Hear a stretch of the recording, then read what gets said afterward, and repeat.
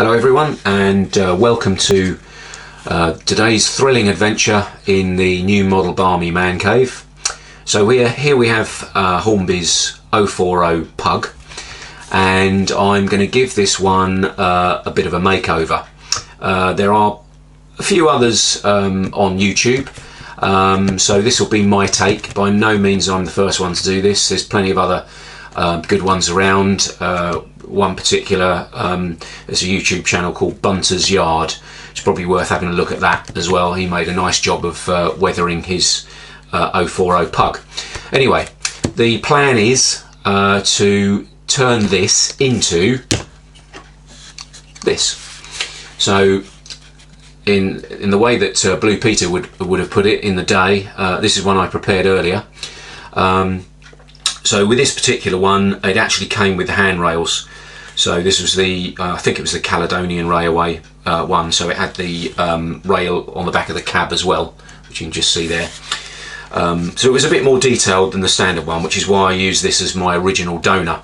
But as you can see with this one, I've applied some paint and weathering, and it makes it look a little bit more, a little bit less rather toy-like, and sits better on the layout. So this I run on my coaling stage shelf layout, and that's what the other one will do.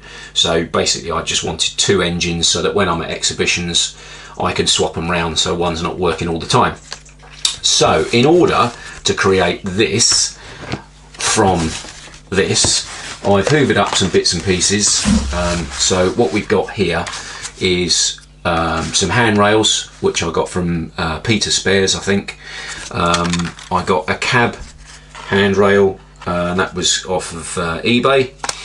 I've got some Dapol vacuum pipes, once again from eBay, and I painted up a couple of the Dapol station figures, converted this chap. He had a pry bar or something originally, so I gave him a shovel effectively. So these will be the crew, and I will use some decals that I had left over from my trawler, which I used on my Lylecombe Quay layout. So I shall use some decals from this to give the loco a name and a number. So let's get on with it. Right, so the first excitement I think is going to be removing the seam line from the top of the body. As you can see, I've now removed the body and running plate from the chassis. Once I've taken the seam line off, I think what I'll do then is drill the sides here for the handrail. Yeah, let's crack on with that. Right, so I've taken the seams off, and I've used a bit of Tamiya masking tape to allow me to get a nice straight line for my handrails. So I've literally lined it up with the bottom of the pinstriping, which is about right compared to the other pug that I did earlier. So literally I'm going to use a drill bit and a pin vise, which I've worked out the correct size. So I'll go ahead and drill those three holes that side. I've already done one actually, so two there and then three there. And then we can start thinking about fitting the handrails. Right, so that's the handrails fitted and the handrails on the cab. I think just the addition of those alone improved the look of these little locos massively. It's a shame they don't apply them to all of the models, but I guess it's a cost issue. So I think next is going to be a general spray over with rattle can black as my base. And then we can start looking at weathering, I suppose. Right, so here we are. That's now had some decals applied as well, so it's now got a name, Ross. Some running numbers. I've also picked out the buffer beams in red and the lamps at the back. So buffer beams there. And I've also added some vacuum pipes, which I've yet to add on the other weathered one that I've done already. But if you wanted to convert one of these and turn it into a relatively pristine example, then yeah, okay, that's where you'd stop. So the next step, I think, is to make this look well worn, and we'll do a little bit of weathering on it. You might be able to see here I've actually picked out some of the pipe work and controls and gauges inside the cab. Hornby have made some effort to mould these, so I thought, well, at least I'll try and highlight them a little bit. So the first bit of weathering I'm going to do, I'm going to put a dark wash over the buffer beam and the lamps and the front buffer beam. So because this is a wet wash of oil paints and white spirit, I'm going to do that first, because the weathering after that I'm going to be doing with just oil paints. So if I do it the other way round, the fact that this is a wet wash, that will take off the oil paints that I'm going to put on later on.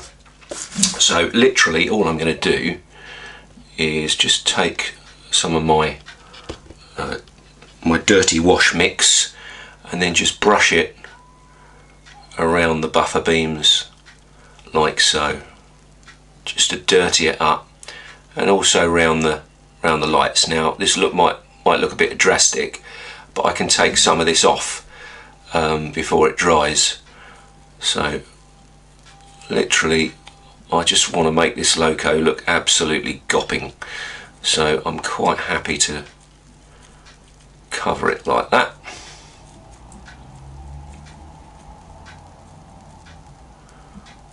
There we go, so we'll just whiz it round, a little bit more wash.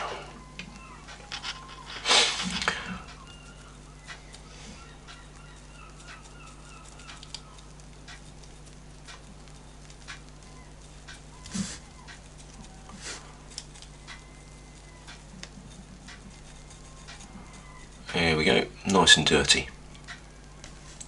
And that's it. So next stage will be just using some oil paints. So for the next step I should just be using my oil paints that I've had for absolutely ages. And these last for yonks. This is just a cheap set that I picked up from the works. I think I paid about £3 for them. So I'm probably just going to use 2 colours for this. So I shall use just white, and I will probably use burnt sienna.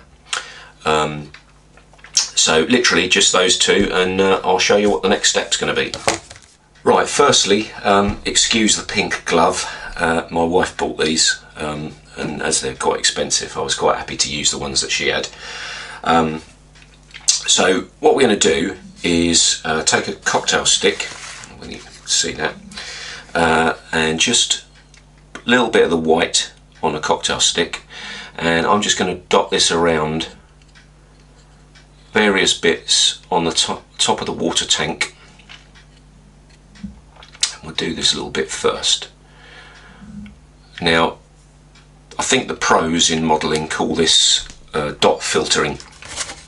So what I've got here is an old brush which is pretty much cut down, so it's a stubby little fella. So all we're going to do literally is, with these tiny little bits of dots of oil paint, is literally just brush them in, and you can keep working those, and what it'll do is it'll give you a kind of faded effect on the paint, so a little bit goes a long way.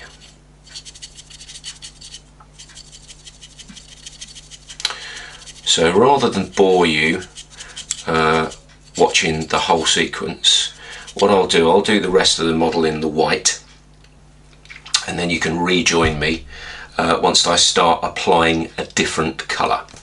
Well, that's one side done with just the white. So I've literally just done one side, so we'll turn it round. So that was what it was originally. So that's just with the white applied.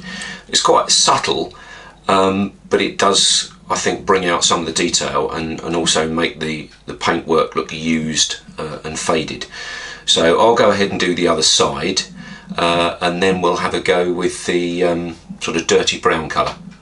So that's now both sides done. So that's all the white now applied.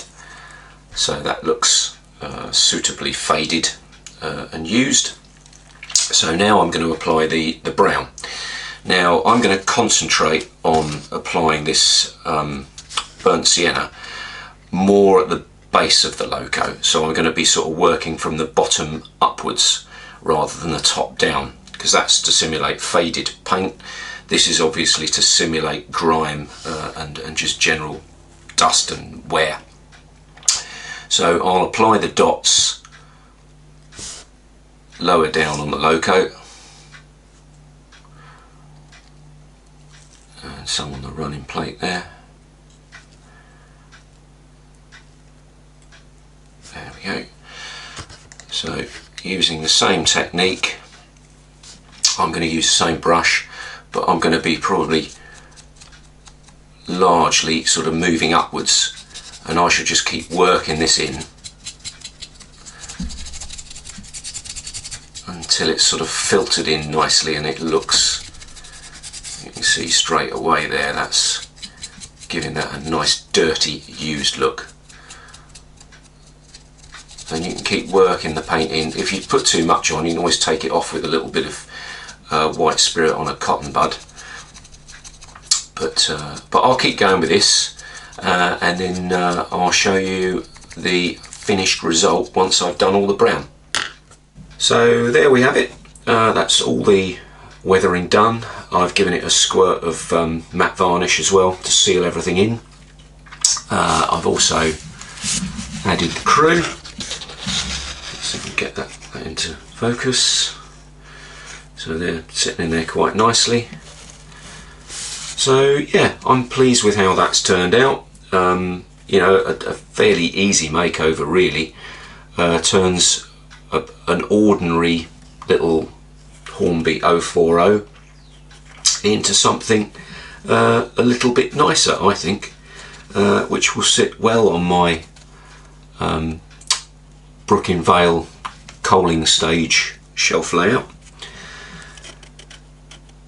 So I hope you enjoyed that, and once again, thanks for watching. Please like and subscribe, and I'll look forward to seeing you on the next one. So take care, bye for now, cheers.